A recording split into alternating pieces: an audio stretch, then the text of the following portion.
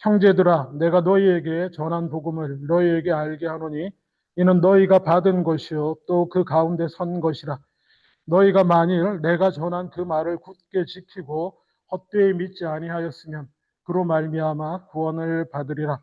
내가 받은 것을 먼저 너희에게 전하였노니 이는 성경대로 그리스도께서 우리 죄를 위하여 죽으시고 장사 지낸 바 되셨다가 성경대로 사흘 만에 다시 살아나사 게바에게 보이시고 후에 12제자에게와 그 후에 500여 형제에게 일시에 보이셨나니 그 중에 지금까지 대다수는 살아있고 어떤 사람은 잠들었으며 그 후에 야고보에게 보이셨으며 그 후에 모든 사도에게와 맨 나중에 만삭되지 못하여 난 자 같은 내게도 보이셨느니라. 아멘. 아멘. 예. 오늘은 교회에서 교회적으로 부활절로 지킵니다. 물론 정확히 이 날이 예수님 부활한 날이냐라고 묻는다면 딱히 그렇다고 말할 수는 없는, 아마 대체로 하고 크리스마스도 마찬가지입니다. 예수님이 그 2000년 전에 태어나신 그 정확한 날을 어떻게 찾겠습니까? 다만 우리는 주님의 부활하심을 축하하고 싶고 주님이 태어나신 날을 축하하고 싶었던 그 많은 사람들이 그 옛날부터 초대교회 때부터 대충 이렇게 언제쯤이었을까 해서 우리가 주님 앞에 잘은 모르지만 이날 주님 나신 날로 축하하기로 하고, 이날 주님 아마 대충 계산해 보면 이날쯤이 아니었을까, 주님 부활하신 날 축하하기로 하자, 그렇게 축하하는 겁니다. 그렇게 이해하시면 돼요. 그 부활하신 주님을, 그 감격을 내려놓을 수가 없어서 주님 부활하신 날을 우리가 그날만은 어떻게 축하하는지 정확한 날짜 알기 어려워. 그렇지만 날을 정하고 지키자라고 하는 것이 지금까지 우리에게 교회에서 전해 내려온 부활절입니다. 부활하신 주님만큼은 어떻게 부인할 수 없기에. 왜냐? 그들이 본 것이었기 때문에 그렇습니다. 목격한 것이었기 때문에 그렇습니다. 이해한 것이 아닙니다. 분석하고 이해하고 뭐 설명 듣고 이런 게 아니에요. 우리가 알다시피 십자가에 예수님이 못 박혔을 때 다른 많은 종교 지도자들이 그렇듯이, 종교 운동가들이 그렇듯이 그 인도자가 그것도 반역죄로 잡혀 죽었거든요. 로마에 반역한다는 의미로. 죽고 나면 다 도망갑니다. 다 흩어져요. 다 도망갔어요. 근데 교회가 섰습니다.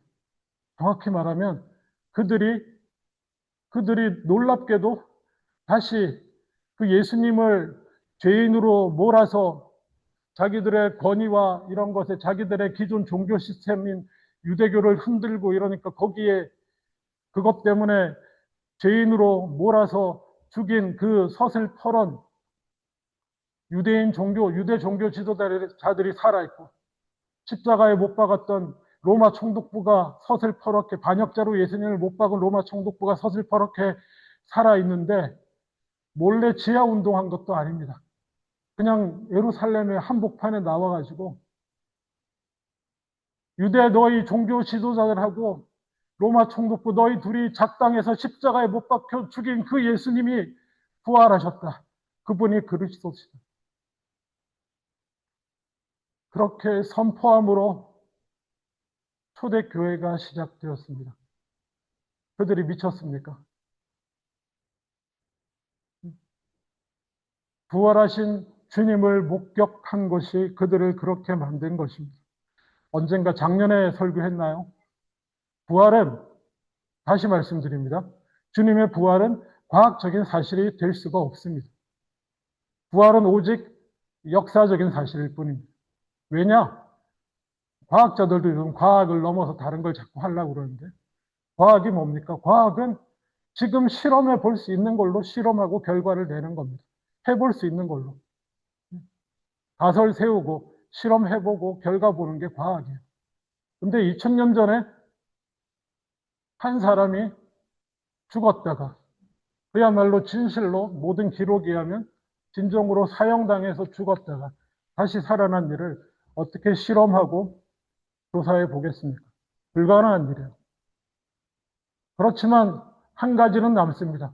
워낙 부활을 믿는 그리스도인들을 정신병자 취급하는 사람들이 많아서 정신 반듯하고 많이 배운 많은 훌륭한 사람들이 성경을 통해서 역사적으로 부활이 확실함을 깨달아 알고 역사적인 부활은 역사적으로는 어떻게든 부인할 수 없는, 다만 예수 그리스도의 부활을 받아들이면 그동안 억지로 쌓아오고 자기 철학과 생각으로 쌓아온 그것이 그 생각이 무너질까봐 거기에 매몰돼서 두려워 떠는 자들 제외하고 객관적으로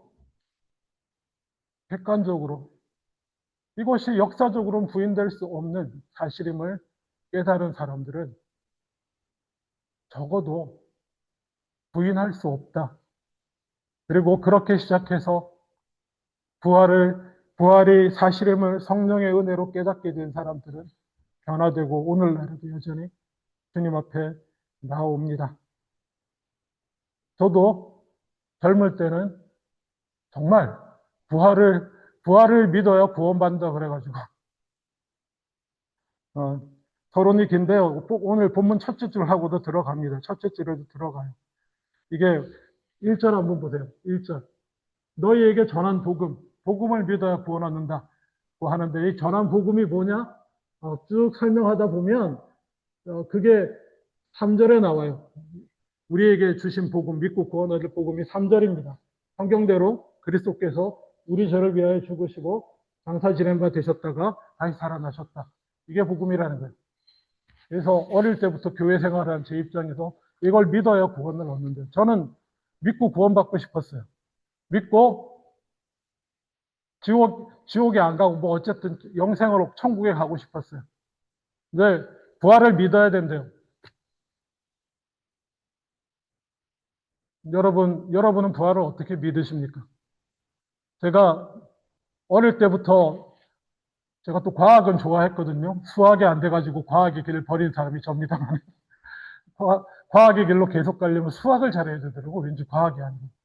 그래서 과학의 길을 포기했는데 어쨌든 그래서 납득이 안 되는 거예요. 납득이. 네? 근데 교회에서는 계속 부활을 믿어야 구원을 얻는데 부활을 믿어야 안 믿기는 거예요. 제가 얼마 전부터 계속 말씀드리죠. 이 예수님 믿고 구원받기를 원하는 사람 유초동부 예배 때 설교 끝나고 손들어요 그럴 때 아무도 안 들었는데 저 혼자 손 들고 나가서 선생님하고 상담하고 막 영접 기도하고 이런 사람이 저예요. 근데 부활을 믿느냐라고 물으면 이거를 어떻게 대답할지를 모르겠는 거예요. 그 어릴 때, 중학교 때, 고등학교 때까지. 그래서 그 믿음이 없을 때는 뭐 해야 됩니까? 믿음이 안 생기면 어떻게 해야 돼요? 교회에서 가르치는 바는 기도하라고 그러죠. 뭐 열심히 그냥 믿어질 때까지 기도하는 걸로. 죄송합니다. 왜 이렇게 진지하세요? 저 지금 농담하는 건데. 너무 진지하시네. 믿어질 때까지 저 그렇게 한 사람이에요. 네? 믿습니다. 제가 부활을 믿습니다. 그래서 믿어졌겠나요? 가끔은 되는 것 같아요. 가끔은 막 열심히 부활절마다 부활 찬송하고 막, 와, 그냥 고래고래 막 찬양하고 막 주님 부활하심을 믿습니다. 이렇게 막 하면 믿는 것 같아요. 자, 지금 제가 부활을 믿는 목사가 이러고 부르면 지금 제가 부활을 믿는 사람 같습니까? 아닌 것 같습니까? 전 부활을 믿습니다. 예? 주님 다시 살아나셨음을 믿습니다. 할렐루야. 그러고 믿지 않습니다. 저는 그냥 부활이 역사적 사실임을 믿습니다. 그 부활하신 주님이 또 이제는 성령으로 내 가운데 나를 만나주시고 함께 하심을 저는 사실은 믿는다기보다 이제는 알게 되었습니다. 믿음으로 믿으려고 시작했지만 이제는 부활이 사실임을 알게 되었습니다. 혹시 저처럼 구원은 받기를 원하고 예수도 믿고 싶은데 부활이 혹시 걸림돌이 되신 분이 계시다고 한다면 오늘 제가 그 걸림돌을 풀어 나갔던 제가 푼다고 푼 건 아니지만 풀어 나갔던 것들 중에 하나 정도 여러분과 오늘 말씀으로 나누기를 원합니다. 오늘 본문은 고린도전서라고 다 아시겠지만 영어로는 폴이고 바울이라고 하는 사람, 예수님을 전하고 다녔던 사도 중에 한 명이라고 불리는 바울이라는 사람이 AD 55년경에 예수님이 죽으시고 부활하신 게 AD 33년이니까 그 후로 복음이 전파되고 교회가 세워지기 시작한 기원 후 AD 55년경에 고린도에 세워진 교회에게 바울이 쓴 편지를 고린도전서라고 합니다. 자, 여러분, 그러면 바울이 어떤 사람입니까? 혹시 교회 다니시면서 바울이 어떤 사람인지 들어본 적이 있습니까? 제가 맨날 말씀드린 것 중에 하나가 바울은 예수님이 살아서 이 땅에 다니시면서 말씀을 가르쳐 주시고 삶의 본을 보여주시고 기적을 베푸시고 하나님의 나라를 확장하고 그럴 때 따라다녔던 제자가 아닙니다. 눈으로 직접 예수님을 보고 따라다녔던 제자가 아니에요. 그렇게 따라다녔던 제자들, 특히 예수님이 불러서 따라다녔던 제자들을 우리가 뭐라고 부릅니까? 교회 좀 다니신 분? 사도라고 부르죠. 12제자, 그리고 한 사람 유다가 배반하고 빠지자 마띠아를 한 명 뽑아서 채워서 그렇게 12명을 사도라고 칭했습니다. 왜 그럴 것 같습니까? 예수님에 대해서 가장 잘 아는 사람들이니까. 예수님의 말씀을 생전에 그분의 말씀 옆에서 들었고 그분의 행하시는 일과 이런 것들, 그리고 결정적으로 십자가에서 부활하신 주님을 만났고, 물론 더 있습니다만 만났고 사명을 받은 사람들이, 그러니까 그 사람들이 사도들로서 사도가 정확하게 뭐 하는 사람이냐고 말하면 여러 가지 말할 수 있지만 예수 그리스도의 말씀을 기억해서 전하고 예수 그리스도의 행하심을 기억해서 전하고 그리고 예수 그리스도의 고난당하심과 십자가의 죽으심과 부활하심을 두 눈으로 목격하고 손으로 만져보고, 도마 같은 사람은 상처에도 손을 넣어보고 그리고 경험하고 나아가서 그 사실을 선포했던 사람입니다. 제가 선포라는 단어를 굳이 쓰는 이유가 뭐라 그랬죠? 우리는 전한다, 선포한다. 그것이 우리에게 선포된 일이기 때문에 그랬다고 말씀드렸죠. 인간의 머리로 이해할 수 없는 우리를 넘어선 곳에서부터 예수 그리스도께서 하나님이 이 땅으로 들어오셨고 그 하나님이 육신을 입으시고 죽으셨다가 부활하신 거 우리 차원의 내용으로 설명하고 이해되지 않는 부분이에요. 그냥 하나님이 그렇게 이 땅에 그냥 보여주신 거예요. 뚫고서 이 땅에서. 그게 하나님이 우리에게 하신 선포고 그 선포를 받은 우리도 할 수 있는 게 그것밖에 없어요. 예수님이 그 예수가 죽었다가 부활하셨다는 사실 우리가 어떻게 설명을 해요? 설명 안 돼요. 그냥 내가 받고 내가 목격했고 그 당시는 그랬기 때문에 그냥 또 이 놀라운 사실을 선포할 뿐이에요. 전할 뿐이에요. 그런 사람들이 사도들입니다. 그런데 말입니다. 바울이라는 사람은 그런 사도가 아니었어요. 바울은 그 당시 유대교에서 열심히 있는 유대교인이었습니다. 혹시 헷갈릴지 모르지만 기독교하고 유대교는 다릅니다. 물론 믿는 하나님은 같아요. 근데 유대교하고 기독교는 다릅니다. 유대교에 열심인 사람이었어요. 아주 열심이고 그리고 유대교에서는 정말 최고의 수준까지 공부를 한 사람이에요. 그 당시 참마이와 힐렐이라고 하는 유대교 최고의 스승들이 있었는데 힐렐의 제자로서 유대교 안에서는 최고의 학자의 위치까지 간 사람이고 심지어 돈도 많아요. 왜냐하면 부모님이 돈이 많아서 로마 시민권을 돈으로 샀거든요. 그 당시 로마 시민권자가 되기 위해서는 군인으로서 복무를 하든가 아니면 돈으로 사는 길이 있었는데 바울의 부친께서 돈으로 산 것이 거의 확실시됩니다. 그래서 나름 부자고 로마 시민권자예요. 그래서 뭡니까? 재판도 황제 앞에 가서 받을 수 있어요. 뭐 예루살렘, 유다, 뭐 여기서 뭐 로마 총독이 어쩌고 뭐 유대 종교 지도자들이 바울을 어떻게 할 수가 없어요. 넌 나를 소송해, 나를 붙잡아? 나는 로마 황제한테 소송할 테니까 나 황제한테 보내. 그러면 그렇게 보내야죠. 로마 시민권자라는 거에 그 정도 위력이 있습니다. 그런 로마 시민권자고, 그리고 대단히 기본 성품은 대단히 에너제틱하고 열심히 있는 사람이었던 것 같아요. 자기가 믿는 바 유대교를 위해서, 유대인들 입장에서 볼 때 예수는 뭡니까? 기존의 유대교를 부스러 나온 사람 같은 거예요. 같은 하나님을 믿는데 기존의 이 사실은 부서져야 되죠. 이미 율법주의화되고 뭐 이런 얘기, 복잡한 얘기인데 그냥 그렇게만 이해만 하세요. 그냥 그런 유대교 입장에서 예수로부터 시작하는 이 하나님 나라 운동은 자기들의 위치를 흔드는 것이었어요.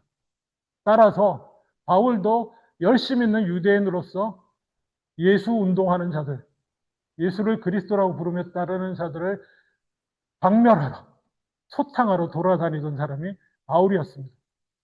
그 당시 유대교 최고 지도자이자 유대교 정치 지도자인 대제사장의 체포영장을 가지고 어디서든지 그리스도인들이 모인다 하면 쫓아가서, 어차피 유대인들 테니까 붙들어가지고 죽이는 그런 일을 하던 사람이 바울이었습니다.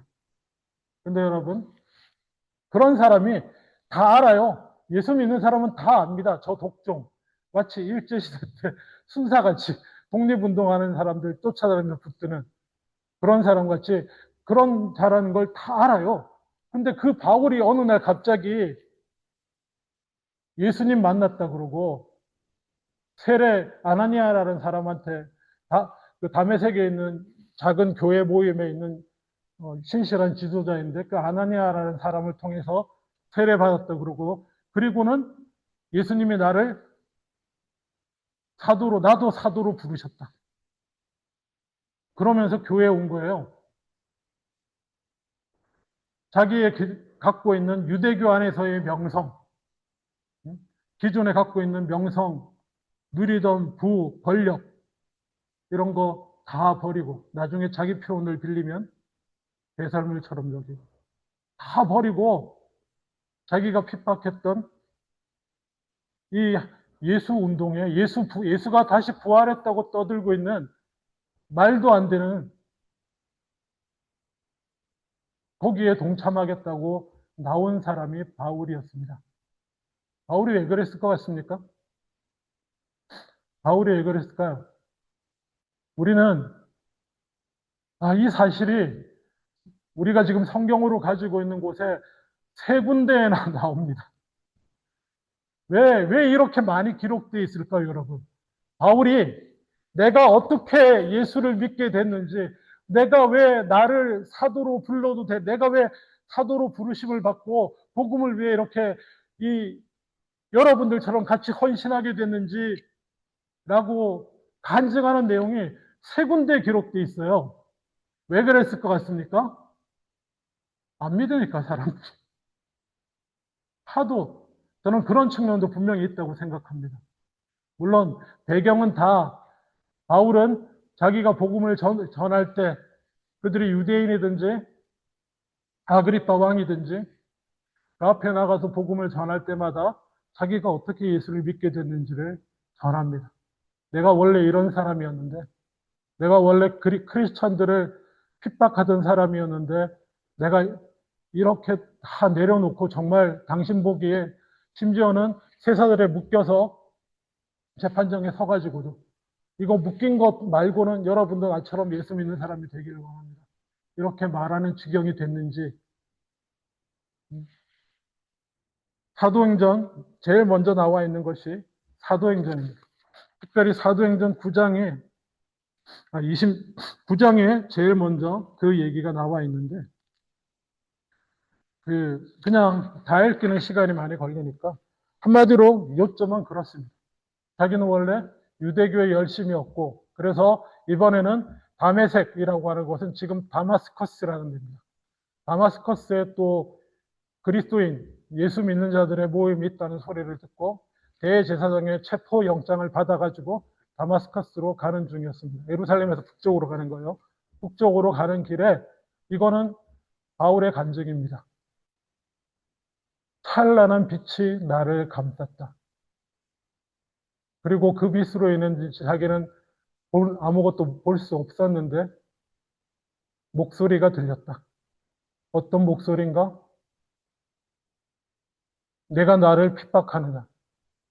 그래서 누구십니까? 너무 놀라서 누구십니까? 했더니 나는 네가 핍박하는 예수다. 라고 하는 음성을 들었다는 겁니다. 그리고 주변 사람들은 이렇게 증언합니다. 자기들도 빛은 보았는데 소리는 듣지 못했다. 소리는 바울만 들은 것 같습니다. 놀라운 경험을 합니다. 아마 놀랐을 거예요. 여러분도 한번 생각해 보세요. 이게 긴가민가 했을 건데 움직일 수 없는 사실은 그 하나님의 영광의 빛이었는지 그 빛을 본 바울은 그 빛 때문에 앞을 볼 수가 없었어요. 그것은 자기 몸에 남아있는 증거였습니다. 그때 하나님의 부르심을 받아 그 충격 가운데 어찌할 바를 모르며 담에색으로 어쨌든 그냥 눈이 먼 상태로 가고 있을 때 하나님이 보내신 사람, 자기가 원래 핍박하러 갔던 그 다메섹 교회에 있는 아나니아라는 신실한 사람이 하나님의 음성을 듣고 그 보지 못하는 바울을 맞이하러 나와서 바울을 맞이합니다. 그리고 다메섹 교회로 가서 그곳에서 아나니아의 기도 가운데 눈을 뜨고 바울이 고백하는 거예요, 여러분. 기록으로 남아있는. 그렇게 옛날 사람도 아닙니다. AD 50년의 사람입니다. 눈을 뜨게 됐고, 그리고 자기가 당한 일이 뭔지 잘 몰라서 얘기를 나누게 됩니다. 얘기를 나누었더니 그분이 부활하신 예수님이고, 그리고 부활하신 예수님이 뭐가 중요하냐? 라고 했을 때 그 교회 사람들로부터 들은 겁니다. 뭘 들었어요? 4절, 3절에서 4절. 그래서 내가 받은 것이라고 바울이 기록하는 겁니다. 내가 받은 것을 너희에게 전했다. 너희가 누굽니까? 고린도 교회. 내가 전한 것은 내가 받은 것을 너희에게 전했다. 바울이 부활하신 주님을 빛 가운데서 보진 못해서 정확히 말하면 음성을 듣고 부르심을 받고 가서 다메섹 교인들한테 자기가 경험한 사실에 대한 그 설명을 듣고 부활하신 주님을 내가 만났다는 사실을 알게 됐고 그래서 그 부활하신 주님이 우리 죄를 위해서 메시아가 왜 죽으셨나? 뭐 이건 구약 예언 다 할 필요도 없고 십자가에 달려 죽으시고 부활하셔서 우리 죄를 위해 죽으시고 부활하신 내 죄를 위해 그래서 그것을 믿는 자는 구원을 얻는다고 하는 그 복음을 자기가 알게 되었고 그래서 그것을 받아서 고린도 교회 너희에게도 전했다. 이것이 1절에서의 4절까지 얘기고요. 그리고 우리를 위해서 십자가에 못 박혀 죽으시고 부활하신 그 부활하셨다고 하는 그 사실이 1절 후반부에 이렇게 나와 있습니다. 1절 다 같이 한번 읽겠습니다. 시작. 형제들아 내가 너희에게 전한 복음을 너희에게 알게 하노니 이는 너희가 받은 것이요 또 그 가운데에 선 것이라. 예, 그 가운데에 섰다라고 하는 것은 믿음의 기초가 된다는 것입니다. 우리의 믿음의 기초가 뭐라고요? 예수 그리스도의 죽으심과 부활하심이 우리 신앙의 기초가 된다라고 성경은 기록하고 있습니다. 그래서 저도 어릴 때부터 귀에 못이 박히도록 예수님의 죽으심과 부활을 믿어야 구원 얻는다. 안 믿기는 거 어떡하죠? 괜찮습니다. 저는 괜찮다고 생각합니다. 초등학교 2학년 때 손 들었을 때 전 안 믿겼어요. 믿고는 싶었지만 안 믿겼습니다. 믿고는 싶었지만 믿어지지 않았습니다. 그렇지만 저는 예수를 따르기를 원했습니다. 예수님이 가신 그 예수님이 그 길이 진리의 길이었고, 어쨌든 그것이 귀한 구원의 길인 줄로 믿고 따라가기를 원했고, 그리고 오히려, 오히려 저는 대학교 때 청년이 되어서 제대로 신학을 공부하면서, 아, 부활이라고 하는 거는 역사적으로 부인할 수 없는 사실이구나. 내가 뭘 그거를 이렇게 막 뜨겁게 막 믿으려고, 감정으로 다가가려고 그렇게 애를 썼나 싶더라고요. 어, 여러분은, 아마 여러분도 간접적으로 경험하실 수 있을지 모르겠는데, 워낙 유튜브를 통해서 여러 가지 지식을 여러분이 접하시니까, 제가 아시는 분 아시겠지만, 제가 연세대학교 신학과를 나왔습니다. 요즘, 그래서 제가 감명 깊게 보고 있는 게 역시 잘잘법이라고 아세요? 잘 믿고 잘 사는 법이래. 잘잘법에 저희 학번으로 보니까 저희 후배든데, 김학철 교수님이라고. 그분을 제가 참 좋아합니다. 참 좋아하는데, 어쨌거나, 저희 학부에서는 뭘 가르치냐면은, 모든 걸 가르칩니다. 얼마나 세상에 많은 철학자와 이른바 종교학자와 신학자들이 이 예수가 부활하셨다고 하는 이 사실을 무너뜨리기 위해서 얼마나 애를 썼는지. 왜냐하면 예수의 부활을 인정하면 그냥 하나님을 믿어야 돼요. 성경을 믿어야 돼요. 예수님의 다른 건 다 빼고, 아니, 부활만 빼고 얘기하자. 이렇게도 얘기해요. 부활만 빼고 얘기하면은 다 똑같거든. 예수님도 인류에게 훌륭한 가르침과 본을 보여주신 분. 부처도 그런 분, 공자도 그런 분, 마호멧도 그런 분, 다 그런 분. 그러니까 부활 빼고 얘기하자 그래요. 그래서 치열하게 예수 그리스도의 부활을 부인하려고 하는 온갖 철학적, 역사적, 과학적 시도는 얘기도 말도 안 되는 얘기지만 그걸 어떻게 과학적으로 시도해요? 온갖 시도들을 다 배웁니다. 나이브하게 다 가르쳐줘요. 어린 마음에 얼마나 박살이 났는지 모릅니다. 뜨겁게 기도하고 간신히 믿었는데 막 아니라고 주장하는 역사적, 종교적, 철학적 막 이렇게 공격 들어오는 것들이 막 너무 막 나를 흔드는 거예요. 그래가지고 진짜 힘들었는데. 근데 결국엔 아무도 부인할 수가 없더라고요. 역사적 사실임을. 역사적 사실임을. 하여튼 저는 부활을 믿으려고 발버둥 치지 않습니다. 혹시 발버둥 치시는 분 있으십니까? 그냥 그만하세요. 그냥 성경을 편견을 내려놓고 부활은 말이 되는 일이야. 그쵸. 이해하기 힘든 거 이해합니다. 왜냐 인류사 전체를 통틀어서 아마 다시는 벌어지지 않을 일일 수도 있기 때문에 그게 힘드실 수는 있는데 이해는 하고요. 그럼에도 불구하고 그것만이 걸림돌이라고 한다면 여러분 예수님 뒤를 믿고 따라가는 것을 내려놓지 마십시오. 하나님이 알게 해주실 겁니다. 부활이 역사적 사실이라는 것을. 성령님이 알게 해주실 거고요. 말씀을 맺기를 원합니다. 바울은 거기서 부활하신 예수님을 그렇게 만났고요. 말씀 맺을 때가 아니네요. 할 말이 더 있군요. 그리고는 이렇게 기록하고 있습니다. 4절 한번 보십시오. 장사 지낸 바 되셨다가 성경대로 사흘 만에 다시 살아나서 자 5절 넘겨주십시오. 5절 누구에게 보이셨느냐? 게바에게 보이셨다. 게바가 누군지 아시죠? 베드로입니다. 베드로에게 보이셨다. 왜 베드로를 언급했을까요? 사도들 중에 베드로는 부활하신 주님과 만나서 음식을 나눠 먹은 사이입니다. 부활하신 주님을 환상 중에 본 게 아니고요. 마주보고 와, 그런 엄청난 거짓말을 하나? 그런 엄청난 거짓말을 하면서까지 여기에 목숨 걸 이유가 있습니까? 그리고 종교 지도자로서 베드로는 그리고 교회의 지도자입니다. 그래서 언급하는 거예요. 베드로하고 이렇게 되게 좋은 사이는 아닙니다. 바울하고는.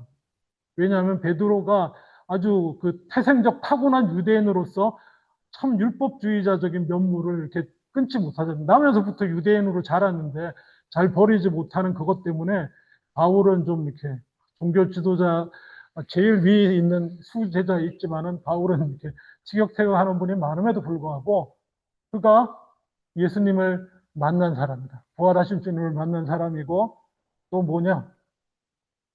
누구 또 나옵니까? 12제자, 당연히 12제자들이 다 봤고요. 참고로 이때 이 사람들 다 살아 있습니다.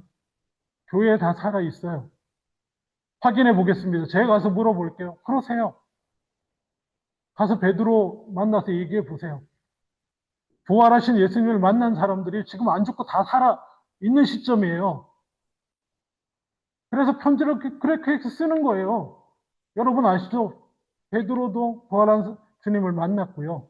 나는 빛 가운데 음성을 들었지만 그분은 실제로 만났고 12제자들도 만났고 또 누가 만났다고 말하고 있습니까? 그 후에 500여 형제에게 만나셨습니다. 이게 어떤 장면일 것 같아요? 이 500여 형제에게 보이신 거 마태복음 28장의 장면이라고 생각하시면 됩니다. 마지막에 따르는 제자 무리들 앞에서 물론 사도행전 1장이 후반부일 수도 있는데 무리들 앞에서 땅끝까지 가서 복음을 이 말씀 전하실 장면일 수도 있습니다. 뭐 또 여러 가지 다 포함해서겠지만 거의 500여 형제에게 일시에 보이셨고요. 중요한 건 그겁니다. 그 다음 보세요. 6절. 그 중에 뭐라고요? 지금까지 대다수는 살아 있습니다. 이 얘기 왜 하겠어요? 가서 물어보시라는 거예요. 가서 물어보라는 겁니다. 나는 부활하신 주님만 그 음성만 들었지만 이분들은 실제로 육신을 가지고 다시 부활하신 주님을 만난 사람들이 이렇게 있다는 거예요. 아, 제자들은 제자들이니까 오케이. 제자들 말고 또 한 500여 명이 있는데 그 중에 절반 이상 대다수는 살아 있어요, 아직도. 가서 확인해 보세요. 이렇게 말하는 겁니다.